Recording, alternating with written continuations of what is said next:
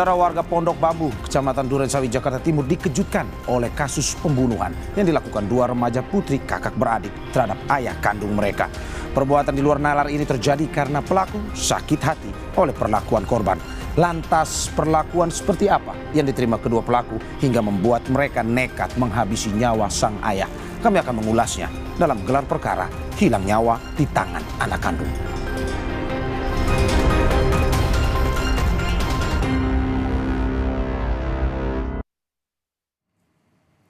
Dua remaja kakak beradik merencanakan pembunuhan terhadap sang ayah. Lalu bagaimana sebenarnya hubungan antara korban dan dua pelaku sebelum kejadian? Ikuti penelusuran jurnalis Kompas TV Niko Anggriawan.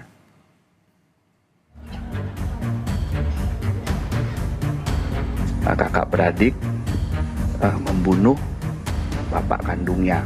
Alasannya karena mereka sakit hati. Bapak sama anaknya itu ya sama aja kayak keluarga yang lain. Ya cuman ya bapak ya marah karena anaknya nggak mau dengerin omongan orang tuanya, kayak disuruh ngelayanin belanja, disuruh minta tolong ngambilin piring atau segala macam, itu nggak mau nurut.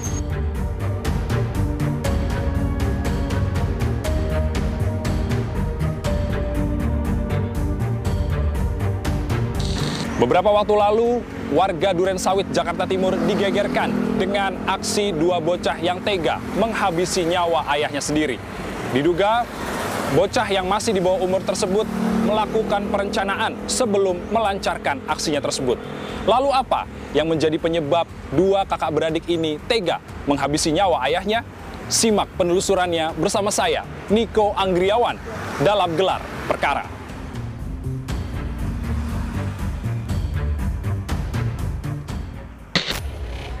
Akhir Juni, sekira jam 11 malam, warga di sekitar Pasar Kanal Banjir Timur, Durensawit, Jakarta Timur, dikejutkan oleh temuan jenazah pemilik toko perabot rumah tangga.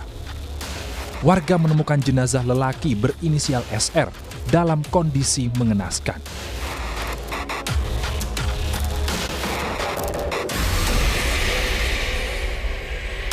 Selang sehari, polisi menangkap dua anak kandung korban yang diduga telah melakukan pembunuhan terhadap korban SR. Terkait penemuan orang meninggal dunia yang terdapat luka tusukan pada tubuhnya. Setelah kami tindak lanjuti, kita lakukan penyelidikan maksimal pada hari Sabtu tanggal 22 Juni 2024 kurang lebih jam 19.30 diduga pelaku yaitu inisial saudara KR dan saudari PR.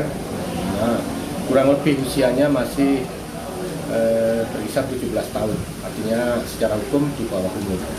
Itu berhasil diamankan. Setelah melakukan pengembangan, polisi menetapkan dua kakak beradik, KS berusia 17 tahun dan PA 16 tahun sebagai pelaku pembunuhan.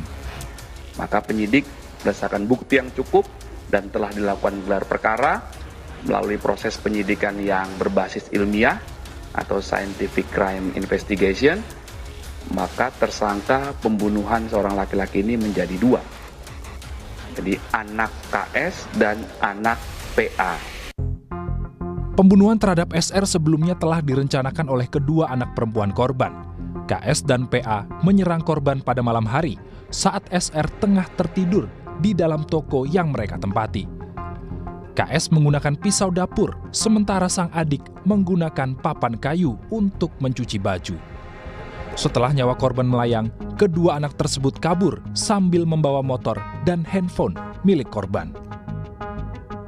Perencanaan pembunuhan ini terutama dari anak KS, ya kakaknya, menyampaikan ke adiknya PA, anak PA, nanti kamu melakukan ini, saya melakukan ini. Kakak beradik membunuh bapak kandungnya. Anak PA memukul kepala korban 2 kali dengan kayu papan cucian. Kemudian anak KS diduga menusuk korban atau bapaknya 2 kali dengan pisau dapur. Polisi menyebut alasan pelaku menghilangkan nyawa ayah kandungnya lantaran merasa sakit hati dengan perlakuan korban. Akibat perbuatan kedua kakak beradik tersebut, polisi menjerat KS dan PA dengan pasal 340 tentang pembunuhan berencana. Ancaman hukumannya penjara maksimal 20 tahun. Alasannya karena mereka sakit hati, sering dipukuli sama korban, sering tidak dikasih makan, kemudian disampaikan anak yang tidak berguna. Waktu itu juga terungkap anak haram. Mereka berdua dijerat pasal 340 KUHP, subsidiar 340 itu tentang pembunuhan berencana, subsidiar 338 KUHP tentang pembunuhan. 340 itu ancamannya maksimal 20 tahun, 338 itu ancamannya maksimal 15 tahun. Ya. Saudara, di sini merupakan tempat kejadian perkara di mana kakak beradik yang berusia di bawah umur, yakni PA dan KS, tega menghabisi nyawa ayahnya sendiri. Berlokasi di Jalan Baitul Latif di samping Jalan Inspeksi Banjir Kanal Timur, Duren Sawit, Jakarta Timur ini, disinilah masih terlihat adanya garis polisi untuk keperluan penyelidikan dari pihak kepolisian. Dan untuk mengetahui bagaimana hubungan antara korban dengan kedua anaknya, kita sudah bersama salah satu karyawan korban, yakni Mas Imam. Selamat sore, Mas Imam. Selamat sore, Pak. Proses ditemukannya jenazah korban, itu seperti apa, Mas? Boleh diceritakan? Itu malam malam hari Jumat. Itu kan saya kan mau jualan tisu. Biasanya kan jualan tisu tuh hari Sabtu pagi sama Minggu. Nah ini dari hari Rabu kan toko tutup, nggak ada yang buka. Terus dikabarin juga nggak ada yang bales chatan. Ya udah itu dipaksa buka kan, minta tolong sama bos yang lain kan, tolong bukain pintu buat di gerinda itu. Terus pas sudah di gerinda itu ya kaget aja pas nemuin mayat itu. Imam yang baru 1 bulan bekerja di toko perabotan milik SR menyebut hubungan antara korban SR dan kedua anak perempuannya biasa-biasa saja.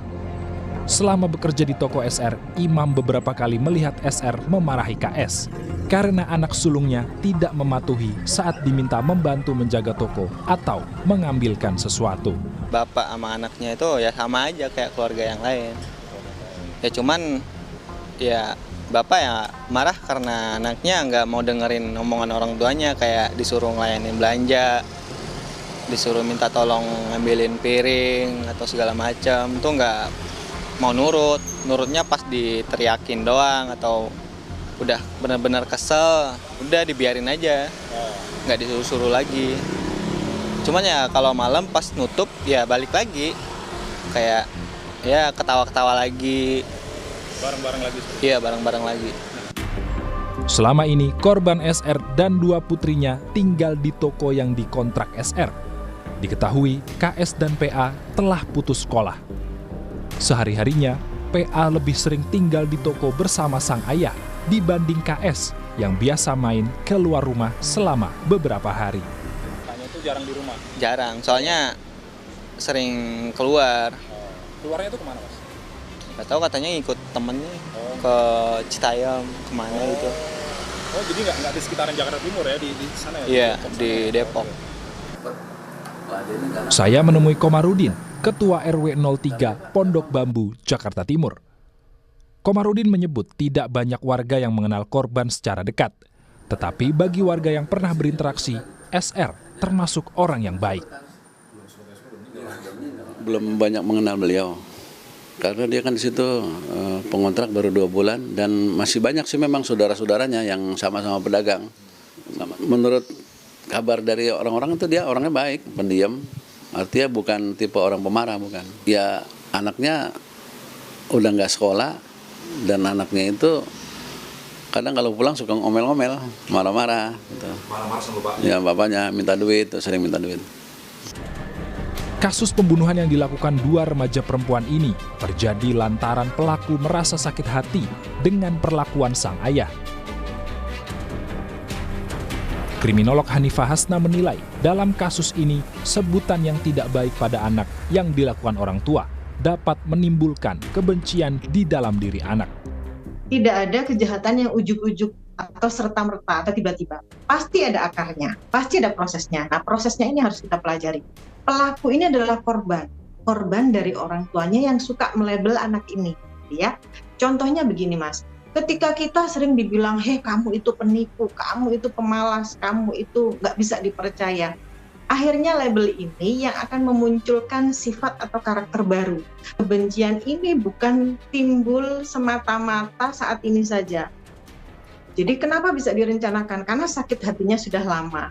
Makanya si kakak juga menghasut adiknya. Ayo kita membunuh bapak. Selain itu, lingkungan pergaulan anak yang salah juga dapat mempengaruhi karakter anak. Di antaranya, dapat membuat anak bersikap agresif hingga melakukan hal-hal di luar nalar, seperti mencelakai orang lain. Lingkungan itu baik lingkungan masyarakat maupun sekolah. Apakah aman untuk anak, ataukah memang mereka sudah terbiasa dengan kekerasan? Ketika mereka sudah terbiasa dengan kekerasan, artinya mereka akan menormalisasi perbuatan-perbuatan tidak baik. Biasanya anak-anak ini hidup di daerah anomi. Daerah anomi itu adalah daerah-daerah yang tidak ada hukum, tidak ada norma, tidak ada moral, sehingga mereka bebas melakukan hal apapun. Akibat kejadian ini, KS dan PA harus mempertanggungjawabkan perbuatannya di hadapan hukum. Dan dari kasus ini juga kita bisa berkaca bahwa pola asuh positif, pengawasan dalam pergaulan, dan juga komunikasi yang baik antara orang tua dan anak penting dilakukan agar kasus serupa tidak terulang kembali di masa yang akan datang. Niko Anggriawan, Ricky Sultana, Kompas TV, Jakarta.